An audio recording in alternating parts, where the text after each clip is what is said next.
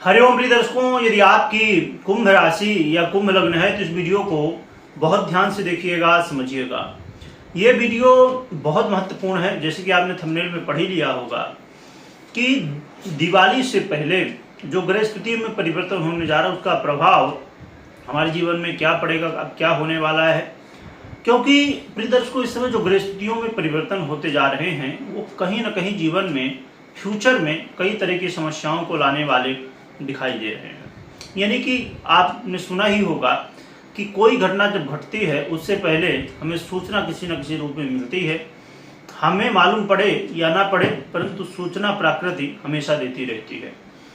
अब सोचिए कि ग्रहों के राजा सूर्य का नीच अवस्था में जाना। अब रही बात, एक प्रश्न आपके मन में आएगा, वो मैं पहले क्लियर कर दूं कि क्या जैसे अब हम चर्चा कर रहे हैं तो इन ग्रहों की स्थितियों का जो ये अभी हो रहा है, चाहे कोई ग्रह नीच का हो या अन्य स्थिति हो, तो क्या ये स्थितियां पहली बार हुई हैं? ये तो हमेशा होती रहती हैं, परंतु उसमें डिफरेंस आप समझने की कोशिश करेंगे तो समझ में आएगा।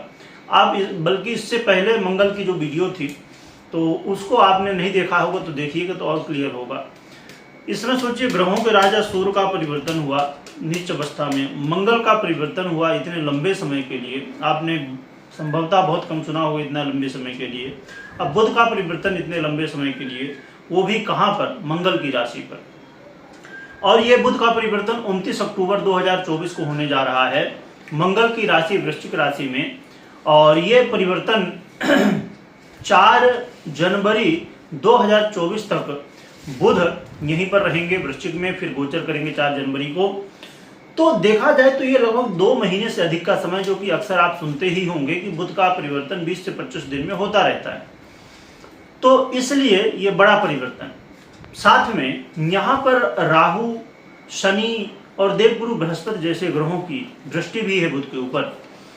एक बात यहाँ और भी है कि शुक्र यहाँ युति कर रहे हैं, परंतु ये शुक्र का जो युति है ये बहुत कोई विशेष लाभ नहीं देने वाली, जो कि बड़ा दिव्य योग बनने जा रहा है, परंतु ये योग कहना चाहिए कि इसमें बहुत कमजोरी है। इसलिए प्रभाव तो मिलेगा, क्योंकि कोई भी योग बने तो उसका प्रभाव मिलता ही है, पर बहुत कम मात्रा में। आइए समझते हैं कि आपके जीवन में बुध महाराज क्या प्रभाव लाने वाले हैं। हम विशेष रूप से समझेंगे कि बुध अभी मार्गी अवस्था में है, उदय अवस्था में है। 20 अक्टूबर को ही उदय हो चुके हैं और साथ में ये 26 नवंबर तक इसी स्थिति में रहेंगे। इसके बाद अपनी स्थिति में परिवर्तन भी ये करेंगे, ये वक्री भी होंगे, साथ में ये आगे चल के फिर अस्त भी होंगे, राशि परिवर्तन भी करेंगे। तो आगे चल के हम फिर उसके बारे में जानेंगे, पर अभी 26 नवंबर तक की स्थिति को समझ लेते हैं।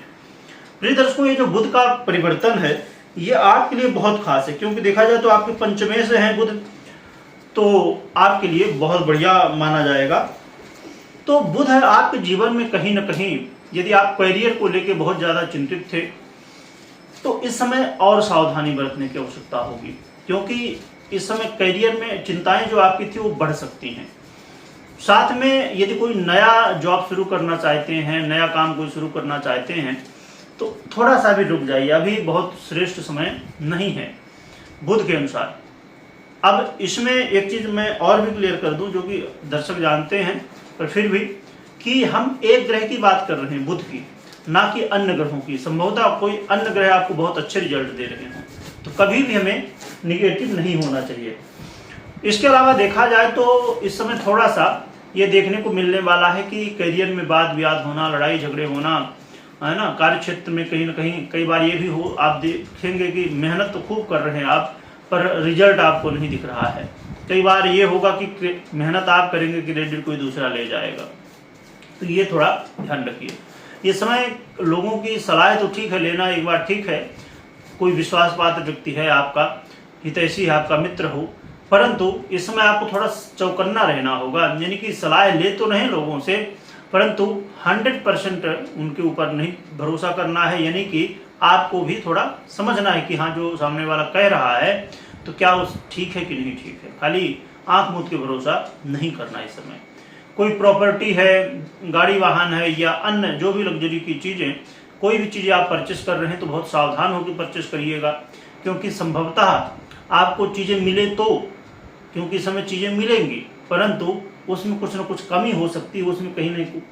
अब समझिए कि आपने कोई प्लॉट लिया तो वो देखने में बहुत अच्छा है, लोकेशन बहुत उसका अच्छा है, आपको अच्छे रेट में मिल चुका है, पर पता चला कि पहले तो ठीक है, उसमें 2 लोग पहले ही खरीद चुके हैं, दोबारा आपको बेचा, तीसरी बार आपको बेच दिया। तो ऐसा भी कई बार होता है। तो कहने का मतलब ये है कि हर चीज़ करिए और आपको मिलेगा भी मौका बहुत सारी चीज़ों का, पर यह है कि सावधानी के साथ में, समझदारी के साथ में। इसके अलावा देखा जाए तो ये बुध का परिवर्तन कहीं ना कहीं आपको धन लाभ कराने वाला होगा। यदि आप लॉटरी, जुआ, सट्टा इत्यादि से धन अर्जन करते हैं तो यहाँ पर अचानक आपको लाभ मिलने की संभावनाएं बढ़ जाएंगी, परंतु सावधानी अवश्य रखनी है।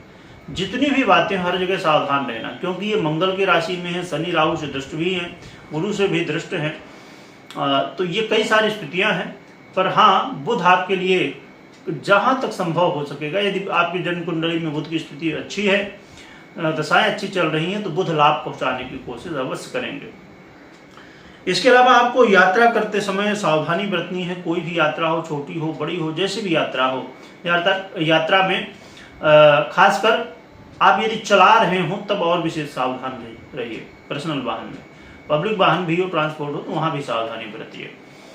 पर एक अच्छी बात यहाँ पर यह है कि जो लोग गुप्त रहस्यों के विषय में जानना चाहते हैं या कोई रिसर्च वर्क कर रहे हैं, उनको सफलताएं मिलने की संभावना इस समय देखी जा सकती हैं।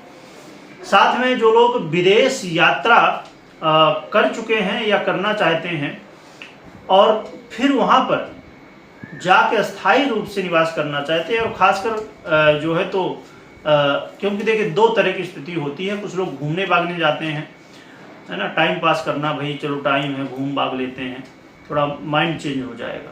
पर कुछ लोग परमानेंट वहाँ पर रहना चाहते हैं, तो उनके लिए एक मौका मिल सकता है, जो कि मुश्किल तो होगी, थोड़ा संघर्ष तो होगा, पर यदि आप प्रयास करते हैं तो संभावनाएं हैं कि आपको मौका मिल जाए। तो बुध का ये परिवर्तन कई तरह के आपको लाभ देने वाला है, कुछ सावधानियां भी हैं, उन्हें भी ध्यान रखिए। अब रही बात कि उपाय क्या करना चाहिए, तो उपाय के रूप में आपको नित्य प्रति आपके घर में भगवान गणपति हों या मंदिर हो आसपास, उससे तो भगवान गणपति हर घर में लगभग रहते ही हैं, तो भगवान गणपति की आराधना करिए, उनको दुर्वा चढ़ाइए, और साथ में जो लाजा आता है तो उसका शादी के समय में उपयोग होता है ज़्यादातर, तो उसका जो है तो अर्चन करिए। वो नहीं कर सकते हैं तो सीधा सीधा ओम भगवान के जो भी मंत्र बनते हो, ओम गणपतये नमः या जय गणेश भगवान, जो भी बने, तो उस मंत्र का जप करिए। कुछ नहीं बनता है तो नाम स्मरण करिए। नाम स्मरण कलयुग में बहुत प्रभावी होता है और बहुत सरल भी है। बस अपना काम करते रहिए, भगवान का नाम जपते रहिए, तो काम भी हो रहा है और कल्याण भी हो रहा है। तो नाम जप खूब कर सकते हैं, बड़े आसानी से भगवान की आराधना पूजन करिए, जितना जो भी आप कर सकते हैं, पाठ कर सकते हैं, जो भी कर सकते हैं तो करिए, इससे कल्याण होगा।